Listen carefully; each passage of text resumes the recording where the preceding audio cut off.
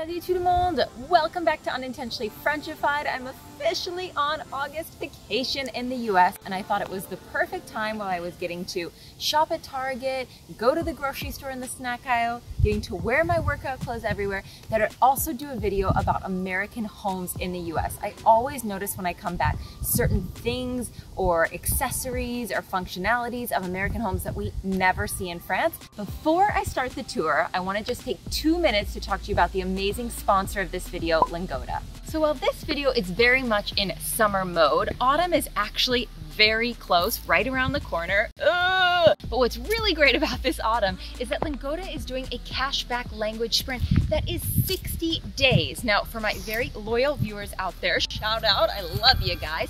You'll know that I've been working with Lingoda for over a year and they have never had a 60-day cashback language sprint.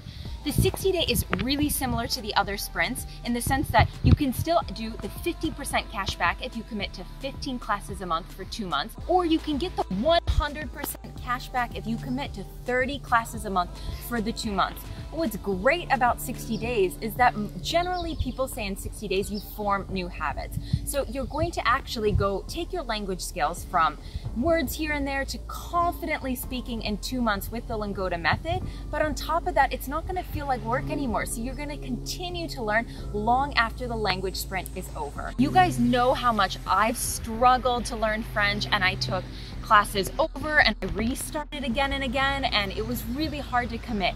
If you like small class sizes, think 3 to 4 on average, max 5 people per class.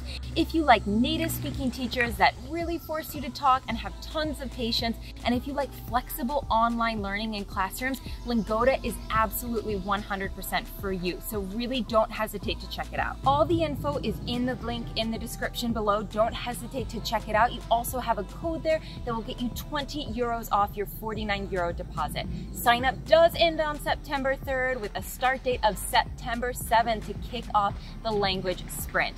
If you're hesitating, you're on the fence, please check out Lingoda's Instagram account. They have over 40,000 alumni students that give their testimonials on Instagram, and it's really great to read what they're saying as well. And I'll of course respond to any comments that you have, so don't hesitate to leave comments below, and check out Lingoda's FAQ section, that will help you too. Are you guys ready for the tour of the house now? Let's get started. So I wanted to start outside because it is very convenient. Things about American homes that I don't see in France has to do with the post office, which is not my favorite part of France. The post office has made me cry numerous times. But what's so great in the US is that with your mailbox, of course, the mailman drops off letters. But if you want to send letters, all you have to do is open the mailbox, put in your letters, and then you just raise the little red flag.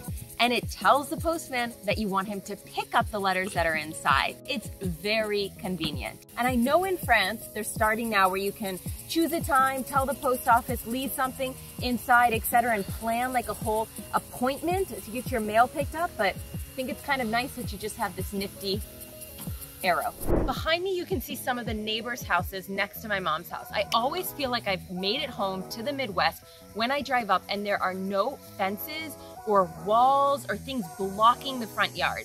In the US where I'm from, you can't really see inside people's backyards, but the front yards tend to be really open. That's not to say that sometimes you won't see fences, but usually you can see what's going on in people's front yards. As you can see, the 3 neighbors behind me, there are no fences in their front yards. One of the things that I feel like is typically American as well when I drive up or I come to homes in the US is that there tends to be a lot more cars versus the number of people who live in the house. So you can see here that there are 2 people that live at my mom's, but they have 1, 2, 3, 4 cars in the driveway, and all 4 of those cars are their own cars. And in France, I tend to find that a lot of times there's 1 car for 2 people, or maybe you've got 1 car for 1 person and you know, 1 car for the other, but there's not 2 cars for each person. This tends to be very American. So as I walk into the house, you can't feel it the same way that I can, but there is, first of all, a golden retriever. It's pretty American. Say hi, Piper. Say hello to everyone. It's also the blast of cold, icy air that I'm feeling right now as the air conditioning takes over. There is so much air conditioning in the US. I have personally maybe been in one home in France that actually has air conditioning. Yes, there's air conditioning in offices, there's air conditioning in restaurants, in grocery stores, but when it comes to people's actual homes, they tend to live without air conditioning. And in the US, air conditioning is in almost every home that I've ever been in, and it is blasting. So in terms of the difference of temperature outside and inside, it's huge. The next thing I'm gonna show you is maybe my most favorite thing about American homes that I wish we had in France. And it's actually part of the windows, which sounds kind of weird. But if I open up this window, you guys will see that there is a screen, dun, da, da, on the window. So a screen pretty much lets us open up the window, get some fresh air in here when the air conditioning's not on, and it keeps out the mosquitoes, the bugs, the flies, etc. In France, I have never seen a screen on a window, guys. We have flies that come into our apartment in Paris, we have mosquitoes during the summer, and I think it's so convenient and so nice, and I have never ever seen one in a French home. So you'll let me know in the comments below if you have, but these are not very common, and when I see them, I'm like, we are in the US. All right, so the next thing I want to show you is in the kitchen. And this is another one that I think is very convenient and that I've never seen in France before. So here we are at the sink, and not only is the sink really massive, and I don't see that as often in France, like these really big sinks, and also the sink, when you like turn it on, you've got this contraption here where you're able to move it, and then you're also able to change the type of water. This is not something I see as common in France, but that's not really the big thing about the sink. The big thing is the garbage disposal. Almost every home has a garbage disposal. So pretty much you're able to put food down the sink, and then you turn it on and it just blows all the food to smithereens. And you don't have to put all of the food in the garbage. And I find that really convenient when you're cleaning and stuff, and I've never seen that in France before. Another difference is the amount of ice that Americans consume. And when I'm in France, of course, people in their homes do tend to have ice if you ask, but they don't tend to really have like massive ice makers. And when you go to a restaurant, for example, in France, and you ask for ice, you get like 2 or 3 cubes. And when you go to the US, you have like an entire glass full of ice. Sometimes it's too much ice, if that can even be possible. And if you look at my mom's refrigerator, for example, you already have right here, ice that you can get at the front of the refrigerator, which I see less in France, but you can find, of course, but also just the amount of ice. So if you look into my mom's freezer, not only do you have like a massive like bowl of ice here for the ice maker, but not only do you have one there, but you also have a second one.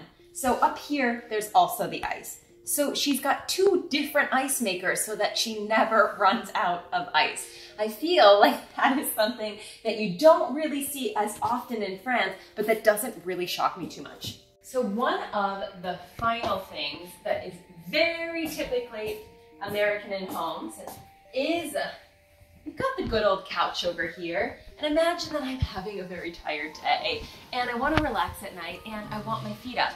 Instead of putting my feet over here on this perfect ottoman, I'm just gonna lean over and I'm just gonna recline my feet slowly.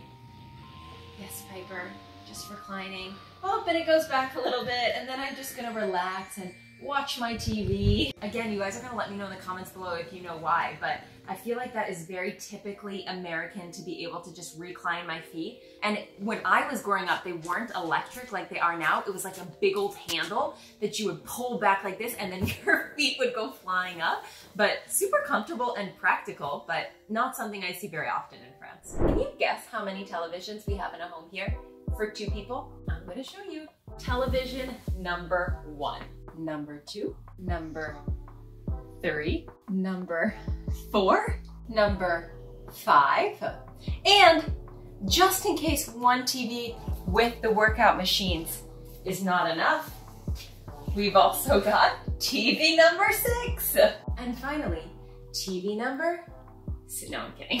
There's no TV in here. That's just all of the thermoses, the insulated cups that we have in the US. No, but seriously, when it comes to TVs, there are a lot of TVs in lots of different rooms, and most of the time in the US, people have televisions inside of their bedrooms, as well as in the dining room, as well as in the den, as well as sometimes in the kitchen. And in France, I really normally see one TV in the entire house. So it's just, as soon as I see lots of TVs in homes, I just think, yep, this is the US. All right, guys, that is a wrap on all of the differences between French and American homes that I wanted to point out to you. Let me know in the comments below what you thought and some of the differences that you notice when you're traveling back and forth. If you're interested in Lingoda, don't forget to check that out. Everything is in the description below. Otherwise, have a fabulous week. Have a fabulous summer vacation if you are on those August holidays in France, and I will see you la semaine prochaine. Bisous!